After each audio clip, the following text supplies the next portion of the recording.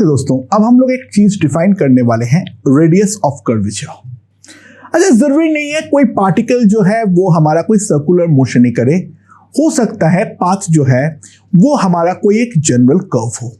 ठीक है, तो जनरल कर्व पे अगर मैं एक बहुत छोटा सा लेंथ लेता हूं, तो बहुत छोटा सा लेंथ को हम लोग प्रैक्टिकली एक स्ट्रेट लाइन भी मान सकते हैं या फिर हम लोग एक सर्कल का हिस्सा भी मान सकते हैं। ठीक है, बहुत छोटा टुकड़े का शेप हम लोग कुछ भी एज्यूम कर सकते हैं।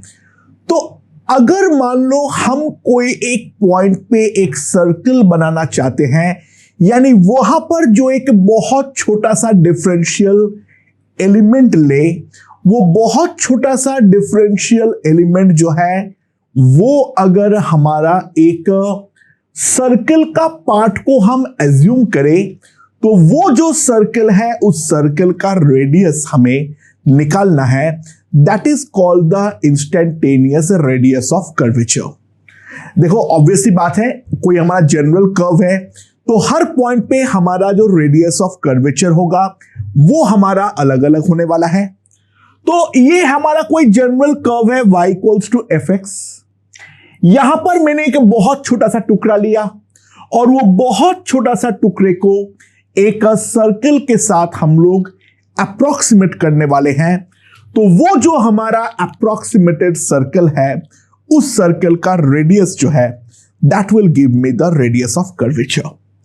तो ये करने के लिए हम लोग एक बहुत छोटा सा डिफरेंशियल एलिमेंट काटते हैं और उसको हम लोग बड़ा करके देखते हैं। ये वाला पॉइंट का जो कोऑर्डिनेट है दैट इज से x, y।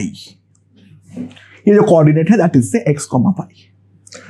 तो ये जो मैंने एलिमेंटल टुकड़ा काटा हूं, ठीक है, इसका लेंथ है मान लो ds,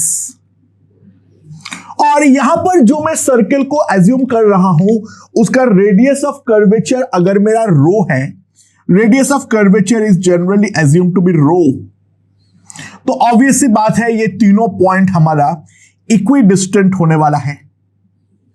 ये वाला मिड पॉइंट और ये दोनों एंड पॉइंट जो है वो हमारा इक्वी डिस्टेंट होने वाला है, और ये तीनों पॉइंट प्रैक्टिकली हमारा कोइंसाइडिंग है, और 3 पॉइंट के थ्रू डेफिनेटली हमारा एक सर्कल तो बनेगा ही बनेगा, क्योंकि इन 3 पॉइंट के सहारे में एक ट्रायंगल बना सकता हूं, और वो ट्रायंगल का जो करस्पॉन्डिंग सर्कम सर्कल होगा, वो सर्कम सर्कल का रेडियस ही हमें यहां पर निकालनी है। सो मान लो ये जो हमारा ds का टुकड़ा है, यहां पर सेंटर पे जो एंगल बनाता है वो बनाता है मेरा d थीटा। क्योंकि ये हमारा सर्कल एज्यूम्ड है, तो what we can write is ds will be equals to rho into d theta.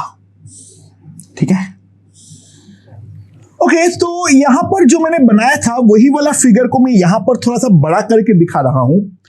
तो जो मेरा कर्व का पार्ट है, ये वाले पॉइंट पे, पहला पॉइंट पे एक टेंजेंट ड्रॉ करो। रेड मेरा ये वाले पॉइंट पे टेंजेंट है, तो यहां पर मान लो वो positive direction of x axis के साथ एंगल बनाता है थीटा। जो दूसरा इसका एंड पॉइंट है, वहां पर इसका अगर मैं टेंजेंट ड्रॉ करता हूं, मान लो वो एंगल जो है that is my theta plus D theta. Now यहां पर मेरा सेंटर है सर्कल का, यहां पर जो है मेरा सर्कल का सेंटर है, तो ये जो मेरा रेडियस होगा रो, ऑब्वियसली बात है वो इस रेड टेंजेंट के परपेंडिकुलर होगा, और यहां से जब मैं ड्रॉ करूंगा रेडियस, वो भी मेरा ये ब्लू वाला टेंजेंट के परपेंडिकुलर होगा। Now if I mark the angles, this is theta plus D theta, so this angle will become D theta, and obviously this angle will also become 180 degree minus d theta. So now if we consider the quadrilateral C, ये वाला point, ये वाला point और ये वाला point, ये angle 90 है, ये एंगल 90 है, तो सम हो गया 180। तो इन दोनों का सम जो है वो मेरा होना चाहिए 180। तो ऑब्वियसली बात है, अगर हम ध्यान दें तो ये अगर मेरा 180 माइनस डी थीटा है, तो यहां पर जो बनेगा that will be also equals to D theta. तो दोस्तों एक बहुत इंपॉर्टेंट सी बात है, वो ध्यान दो, जो हमारा दोनों टेंजेंट के बीच का एंगल है, वही एंगल हमारा सर्कल का सेंटर पे वो डिफरेंशियल एलिमेंट जो है वो हमारी बनाने वाली है। एंड थीटा का फिजिकल सिग्निफिकेंस यहां पर क्लियर है। मेरे ख्याल से मैं लिख सकता हूं जो dy by dx is going to be equals to tan theta. dy by dx is going to be equals to tan theta. ठीक है। एंड दूसरा, अगर मैं और एक चीज ध्यान दूं, जो मेरा ds है that is basically the length that can be written as under root dy square plus dx square. ds को मैं डेफिनेटली ये वाला चीज लिख सकता हूं, right? So these are the two things that we can write. Okay, so dy by dx is a tan theta और s equals to rho d theta में देख सकता हूं। तो अगर मैं दोनों तरफ dx से डिवाइड करता हूं तो मेरे पास ये आ जाएगा जो ds by dx rho into d theta by dx. That is what we can write. ds by dx equals to rho into d theta by dx. Right? तो अब जो इंपॉर्टेंट बातें हैं उन सबको एक एक करके ध्यान दो। हमें सबसे पहले जो निकालना है वो है d theta by dx. So what I have is dy upon dx is equals to tan theta. तो इसको अगर मैं और एक बार डिफरेंशिएट करूं तो लेफ्ट हैंड साइड में तो मेरे पास डायरेक्टली आ जाएगा d square y by dx square. And that will come out to be equals to sec square theta into d theta by dx. That is what you can write. अब दोस्तों sec square theta को मैं simply लिख सकता हूं 1 plus tan square theta.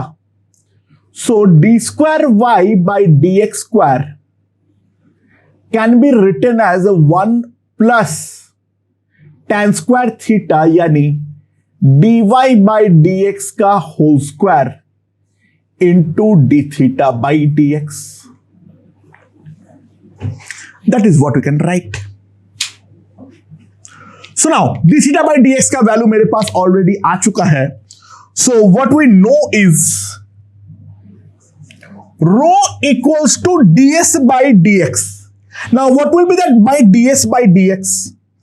If we see ds by dx will be equals to under root 1 plus dy by dx का whole square. So rho equals to ds by dx divided by d theta by dx. That is what you can write. And now अगर हम ध्यान दें, मेरे पास दोनों terms जो है वो हमारा रेडी है. सो रो की जो वैल्यू आएगी रेडियस ऑफ कर्वेचर,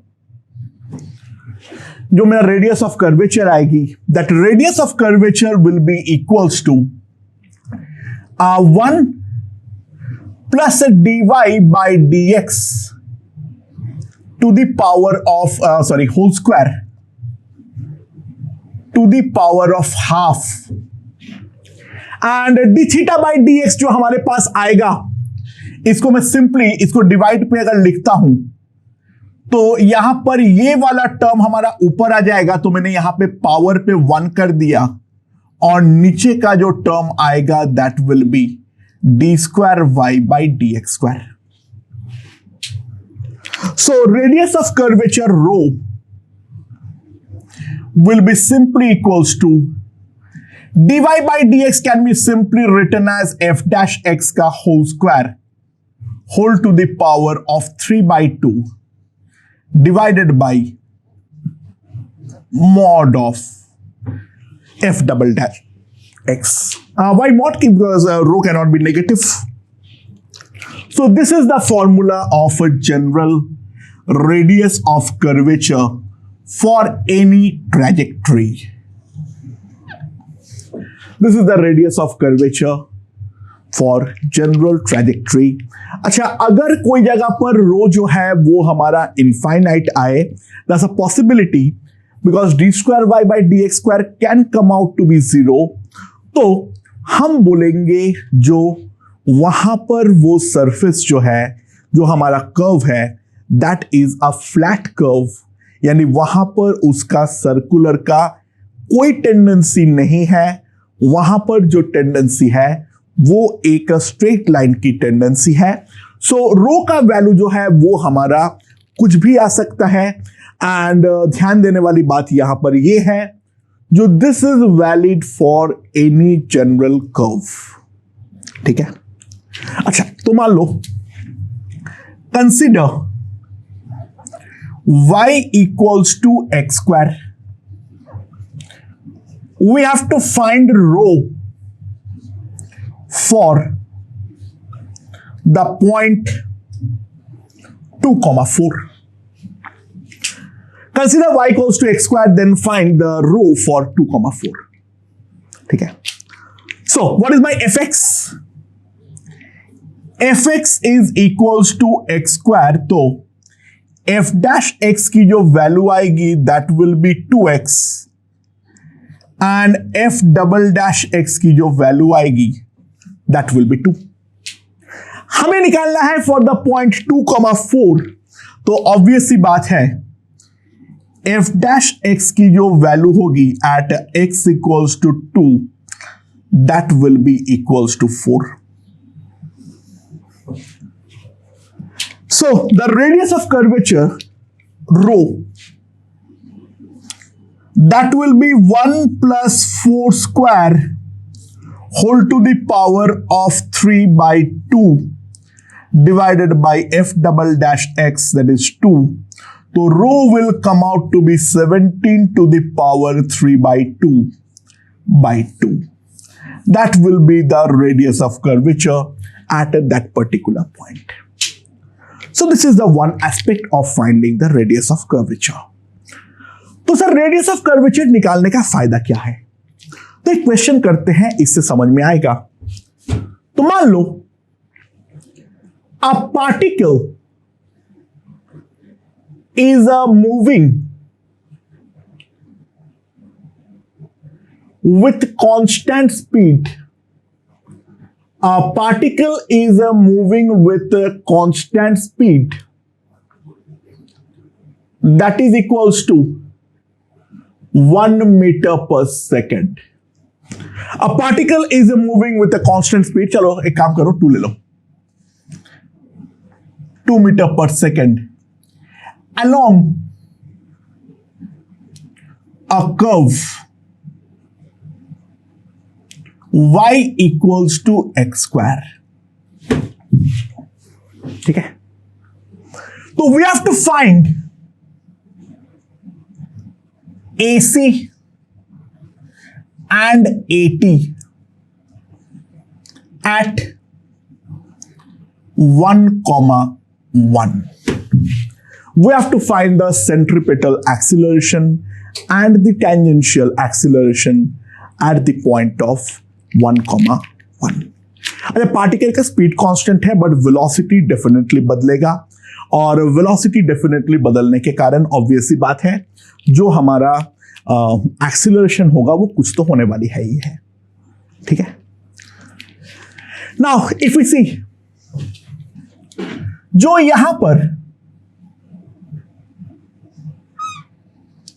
जो हमारा पार्टिकल है वो हमारा इस तरीके से मूव कर रहा है.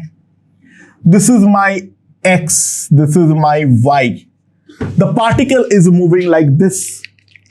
तो यहां पर जो है पार्टिकल जब मेरा पहुंच चुका है, दिस इज द पॉइंट 1,1.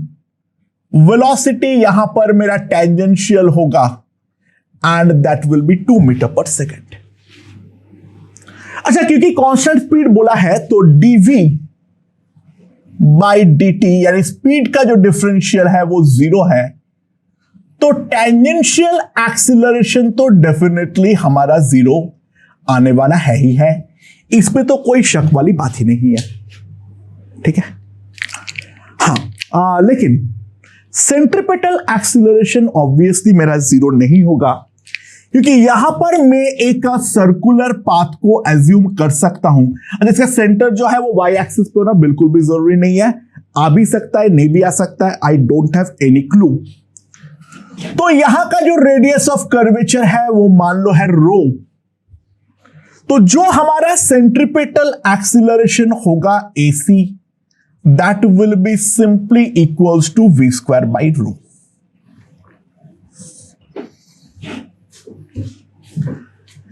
जो मेरा AC होगा that will be simply equals to v square by rho. ठीक है, v जो है वो मेरा 2 है, मुझे रो निकालनी है।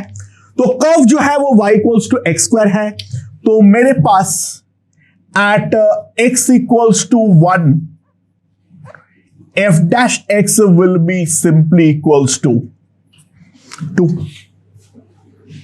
f डैश x जो आएगा that will be simply equals to 2। हम लोग साफ साफ देख सकते हैं कर्व तो वही है।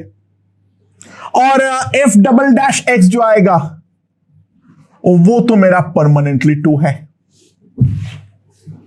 ठीक है, सो ये वाले पॉइंट पे जो मेरा रेडियस ऑफ कर्वेचर आएगा rho, that radius of curvature will be 1 plus 2 square whole to the power of 3/2 divided by 2, that is 5 to the power 3/2/2.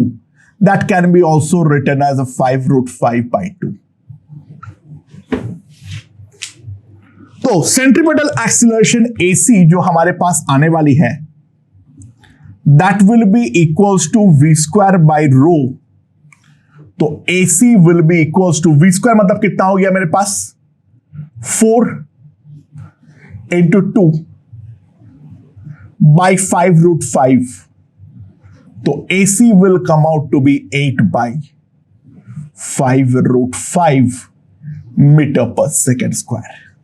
That will give me the centripetal acceleration of the particle at that particular instant. Obvious बात है वो हमारा हर case के लिए बदलने वाला है।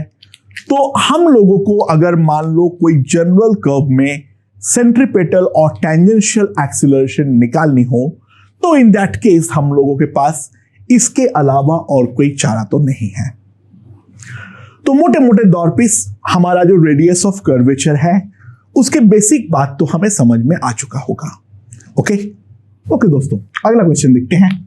अ particle is projected from ground with a speed of v and angle of projection is equals to theta. Then we have to find the radius of curvature at the topmost point। ठीक है, तो किस तरीके से हम कर सकते हैं इसके बारे में ध्यान दो। अच्छा, ये जो हमारा कर्व है वो एक उल्टा पैराबोला होता है, आई नो, एंड इसका जो इक्वेशन होता है y equals to fx, that can be written as x tan theta into 1 minus x by r। तो fx जो है वो मैं लिख सकता हूं tan theta x minus X square by R. ठीक है, so what will be the value of f dash x? तो f डैश x अगर मैं ध्यान दूं that will be tan theta 1 minus 2x by R. R is the range. ठीक है, and तो f डैश x हमें जिस पॉइंट पर निकालना है x equals to r by 2 अगर मैं पुट करता हूं, ये वाला टर्म जो है वो मेरा जो आ जाएगा, यहां पर हम सिंपल सी बात है, ध्यान दें, this term will come out to be equals to 0। ठीक है, this term will simply come out to be equals to 0, right, क्योंकि यहां पे r बाई 2 पुट करूंगा, 1 माइनस 1 आएगा, 0 हो जाएगा। और f डबल डैश x जो आएगा that will be tan theta 0 minus 2 by r। तो that will be equals to -2 tan theta by r। So simply what I can write is the radius of curvature rho 1 plus 0 square whole to the power of 3/2 divided by इसका mod यानी 2 tan theta by r. So that will simply come out to be equals to r by 2 tan theta. So 2 gone. tan theta को मैं लिख सकता हूं sign by cos. सो मेरे पास simply आ जाएगा v square cos square theta by g. तो मेरे पास जो रेडियस ऑफ कर्वेचर आएगा that will simply come out to be equals to v square cos square theta by g. जैसे ही मैंने ये फॉर्मूला देखा तुरंत मेरे दिमाग पे एक और चीज क्लिक किया. दोस्तों अगर गौर से हम थोड़ा ध्यान दें, ये टॉप मोस्ट पॉइंट पर इसका जो वेलोसिटी है that velocity is simply v cos theta. और एक्सीलरेशन जो है वो तो हमारा डाउनवर्ड g डायरेक्शन में है. एंड ऑब्वियस सी बात है ये दोनों हमारा आपस में परपेंडिकुलर है. तो सिंपल सी बात है g इज सेंट्रीपेटल एक्सीलरेशन. ये वाला जो मोशन हो रहा है क्योंकि g ही हमारा ओनली पॉसिबल एक्सीलरेशन है और उस इंस्टेंटेनियस वेलोसिटी के परपेंडिकुलर है, तो इंस्टेंटेनियस वेलोसिटी के परपेंडिकुलर होने के कारण ये एक्सीलरेशन हमारा सेंट्रीपेटल एक्सीलरेशन है. ऑब्वियस सी बात है यहां पर वेलोसिटी के डायरेक्शन में कोई एक्सीलरेशन है ही नहीं, तो rate of change of speed हमारा जीरो है, यानी there is no tangential acceleration. यहां पर इस पॉइंट पे केवल और केवल हमारा सेंट्रीपेटल एक्सीलरेशन है g. And try to understand जो हमारा सेंट्रीपेटल एक्सीलरेशन होता है that is equals to u square by rho u, जहां पे उस पॉइंट का वेलोसिटी है. So what I can write is here g equals to v cos theta का whole square by rho. So the radius of curvature rho will be simply equals to v square cos square theta by g. So now try to understand. ये करते ही मैंने क्या किया हूं? We have obtained an alternate method of finding रो. देखो जो मैंने parabola वाला क्वेश्चन पहले उठाया था वहां पर मुझे एक्सीलरेशन के बारे में कोई आइडिया नहीं था, तो वहां पर तो f डबल डैश x से हमें जाना ही पड़ेगा. We have no other option left. हमें तो डेफिनेटली जो है हमें जाना ही पड़ेगा वो वाले मेथड से. We have no option left. सबसे पहले उस बात को समझने का ट्राई करें. ये वाला जो मैं ऑल्टरनेट मेथड में बनाने वाला हूं वो तब एप्लीकेबल है when A vector is a known.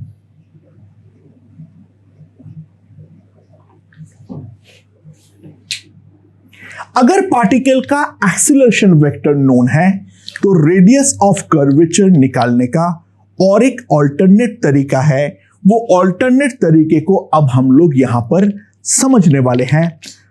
क्या करना है? Resolve a vector along and perpendicular to the instantaneous velocity. V i मतलब वी इंस्टेंटेनियस. ए वेक्टर को दो कंपोनेंट पे रिजॉल्व कर लो, एक का अलोंग और दूसरा perpendicular to the v instantaneous.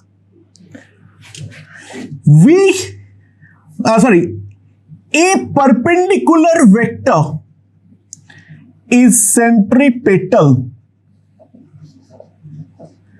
acceleration. A perpendicular is nothing but the centripetal acceleration. तो ऑब्वियस सी बात है, जो हमारा रेडियस ऑफ कर्वेचर रो होगा वो मैं लिख सकता हूं v इंस्टेंटेनियस का whole square by a perpendicular का mod. That will give me the instantaneous radius of curvature. अगर एक्सीलरेशन नोन हो तो इन दैट केस हम प्रॉब्लम को इस तरीके से भी अप्रोच कर सकते हैं, जो हम एक्सीलरेशन को दो कंपोनेंट पे रिजॉल्व कर ले और एक्सीलरेशन को दो कंपोनेंट पे रिजॉल्व करने के बाद जो वेलोसिटी के परपेंडिकुलर वाला कंपोनेंट है, and that will give me by v square by rho, a rho perpendicular करते हुए हमारे पास रो यानी रेडियस ऑफ कर्वेचर आ जाएगी। बाय द वे एक चीज और, a parallel vector is a tangential acceleration, the rate of change of speed। ठीक है, सो मान लो ये वाले क्वेश्चन पर, ये वाले पे वापस आता हूं मैं, तो find the centre AC at origin, sorry AC क्या बोल रहा हूं, फाइंड रो एट origin, यानी द पॉइंट ऑफ प्रोजेक्शन पे हमारा जो रेडियस ऑफ कर्वेचर होगा वो रेडियस ऑफ कर्वेचर हमारा कितनी होने वाली है, वो चीज हमें यहां पर निकालनी है। बाय द वे हमारे पास जो दो तरीके से सॉल्व करता हूं, देखता हूं कौन सा वाला मेथड हमारा बेहतर है। ठीक है, let's see step by step, ठीक है ना, एक एक करके देखते हैं। सो first we will do the method 1 yani the equation method. We know this, why we know this, so we know the f dash x equals to this, so at x equals to 0 जो हमारा f dash x होगी, ये वाला term जो है वो तो हमारा 0 हो जाएगा, तो f dash x will be simply equals to tan theta, और at x equals to 0 f double dash x तो हमारा हमेशा ही कांस्टेंट रहने वाला है, तो that will be equals to minus 2 tan theta by r। तो मेरे पास जो रेडियस ऑफ कर्वेचर आएगा rho, that will be 1 plus tan square theta whole to the power of 3/2 divided by 2 tan theta into r। And यहां पर एक चीज ध्यान दो, यहां पर r/2 tan थीटा का वैल्यू तो हम लोगों ने पहले ही निकाल चुके हैं। r/2 tan theta that is v square cos square theta by g। ठीक है, और 1 plus tan square theta is nothing but sec square theta. Now sec square theta into 3/2 is nothing but equals to sec cube theta. तो मेरे पास ये आ जाएगा v square sec theta by g। It will simply come out to be equals to v square sec theta by g. That will give me the radius of curvature rho. ठीक है, this is a method 1 that we can see. Now if we look at the second method, method 2,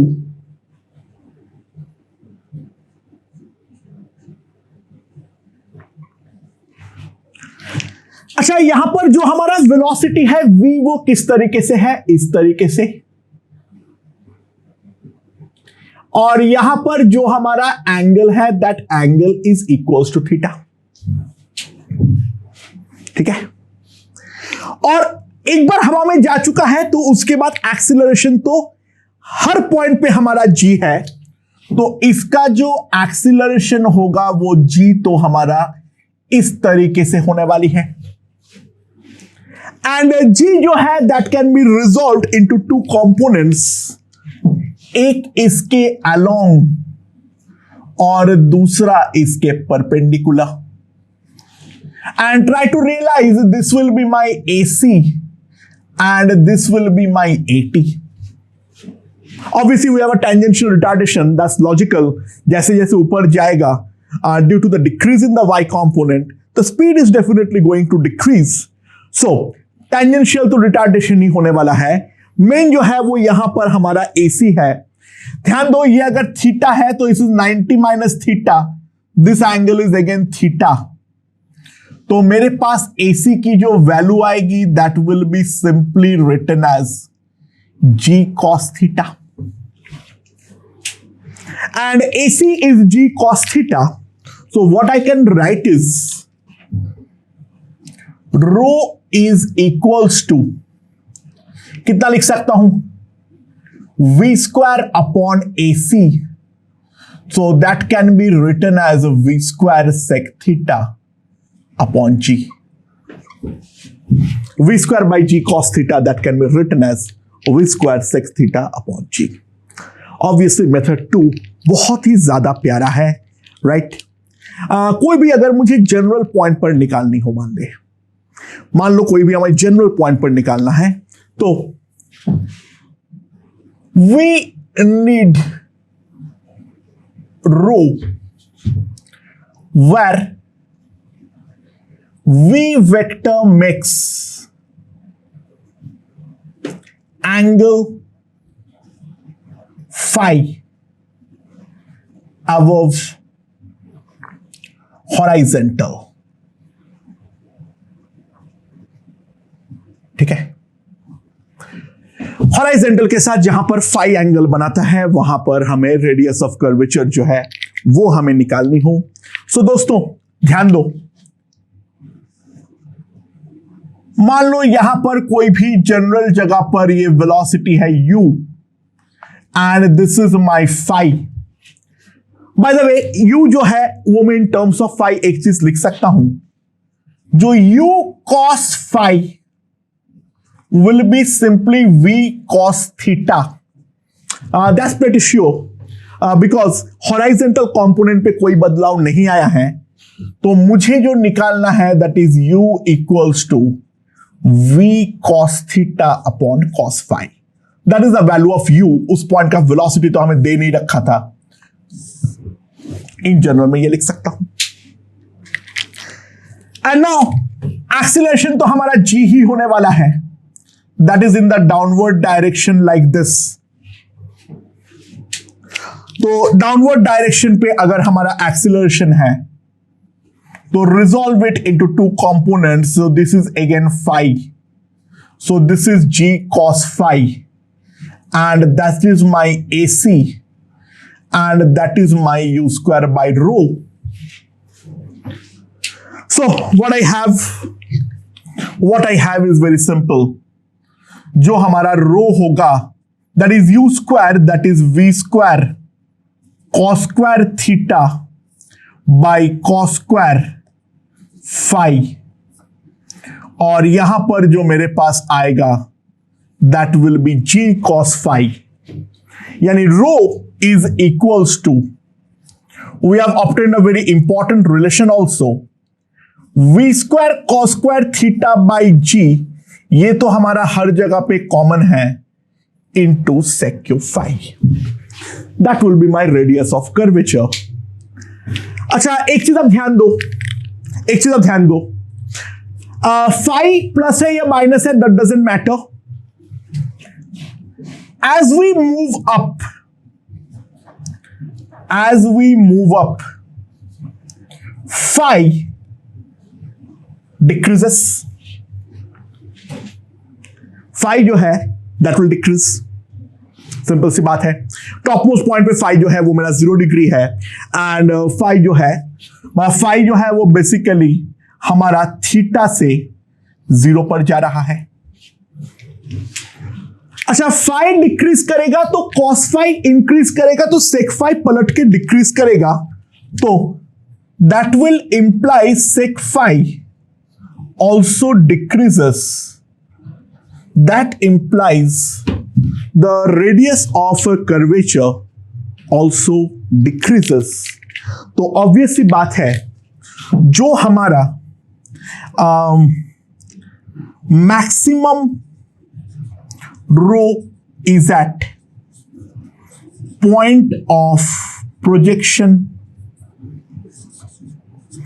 maximum rho is at point of projection, और उसकी जो value आई है उस पे अगर हम ध्यान दें तो मेरे पास कितना आ गया है, v square sec theta by g,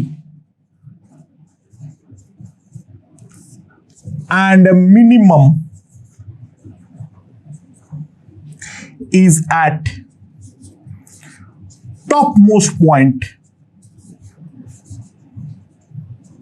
और टॉप मोस्ट पॉइंट पे अगर हम देखें तो मेरे पास रेडियस ऑफ कर्वेचर कितना आ गया है, v square cos square theta upon g। Obviously बात है, हमारा रेडियस ऑफ कर्वेचर जो है वो सेक थीटा 1 से बड़ा क्वांटिटी है और कॉस स्क्वायर थीटा जो है वो 1 से छोटा क्वांटिटी है, तो the maximum will be at the point of projection and the minimum will be at topmost point। ठीक है। अच्छा, by the way, while coming down, देखो सिमेट्री तो है ही, जो लेफ्ट पे है वही राइट पे होगा, rho increases and becomes maximum again, और उसका वैल्यू भी हमारा सेम ही होने वाला है, that is v square sec theta by g when particle hits the ground. Particle जब ग्राउंड को हिट करेगा उस टाइम पे उसका रेडियस ऑफ कर्वेचर बढ़ते हुए वापस हमारा मैक्सिमाइज होने वाली है।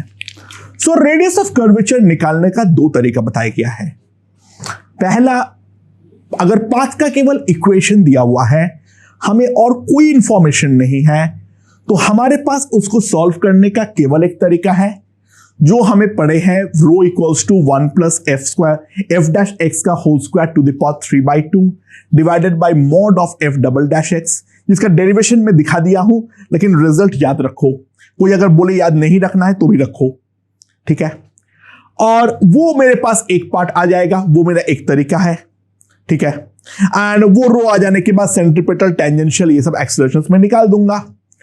एंड अगर मान लो मेरा एक्सीलरेशन जो है वो मेरा नोन है, तो resolve that acceleration along and perpendicular to the velocity. जो परपेंडिकुलर टू द वेलोसिटी वाला कंपोनेंट है वही मेरा सेंट्रीपिटल एक्सीलरेशन है। तो speed square by rho is equals to AC, तो rho is nothing but speed square by that perpendicular और centripetal acceleration. So that's the basic theory regarding the radius of curvature. हम थोड़ी देर बाद वापस आने वाले हैं, लेकिन सबसे पहले इतना समझ लेना हमारे लिए जरूरी है।